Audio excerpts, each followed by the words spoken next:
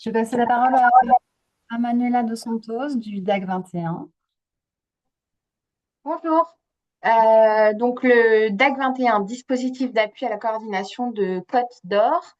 Sur le territoire qui nous concerne aujourd'hui, donc on a une antenne spécifique sur le pays beaunois avec un local situé à Beaune.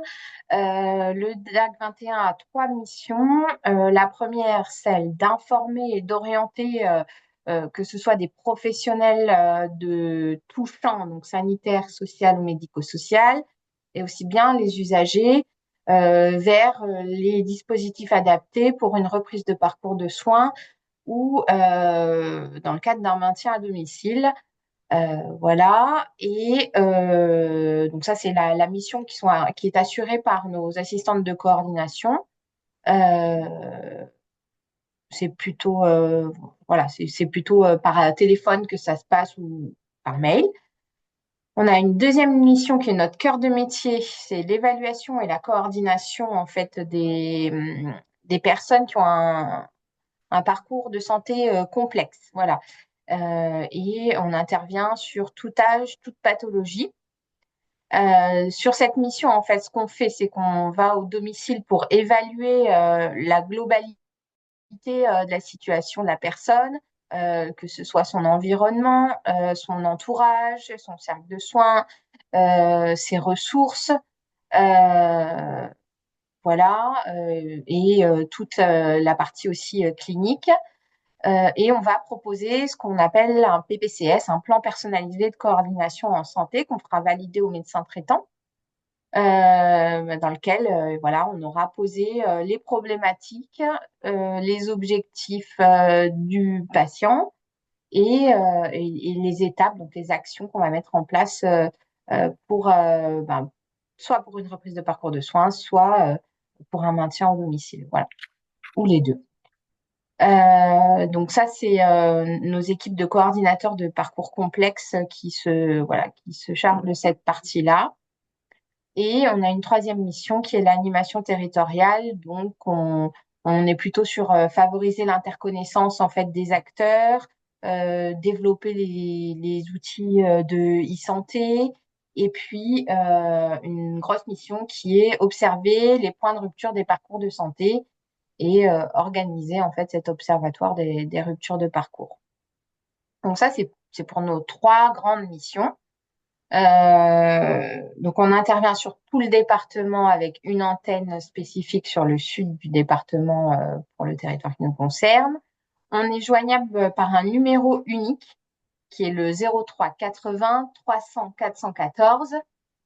Et en fait, il suffit de faire le code postal du patient, de la personne, du professionnel concerné par la demande, et vous êtes redirigé sur la bonne antenne du territoire. Voilà. Vous aurez une réponse voilà, adaptée en proximité.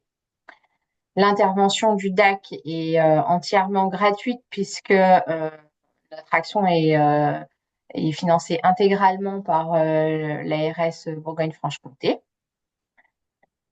Et comme je le disais dans notre mission 3, déployer les outils de e-santé, on est nous-mêmes utilisateurs de toutes les solutions e-santé mises à disposition par l'ARS et le GRAD, donc utilisateur de eTix, qui est une plateforme en fait sécurisée de partage d'informations autour des patients et de leur parcours et utilisateur aussi de Globule, le WhatsApp sécurisé des professionnels de santé.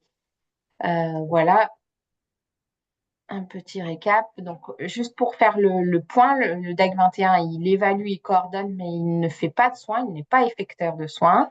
Il intervient avec le consentement du patient ou de sa personne de confiance quand la personne n'est plus en capacité d'émettre un avis éclairé en cas de troubles cognitifs notamment. Et voilà, pour vous donner une idée sur la problématique un petit peu qu'on traite aujourd'hui, le DAC, en globalité, il suit 3000 patients par an. Et il y a un quart de la file active du DAC où on accompagne des personnes sur un parcours addicto. Donc, ça fait quand même pas mal de patients qui sont accompagnés euh, avec ces problématiques-là et toutes les conséquences et on va dire, les comorbidités associées à cette problématique. Voilà, j'ai essayé de faire court. Si vous avez des questions, n'hésitez pas.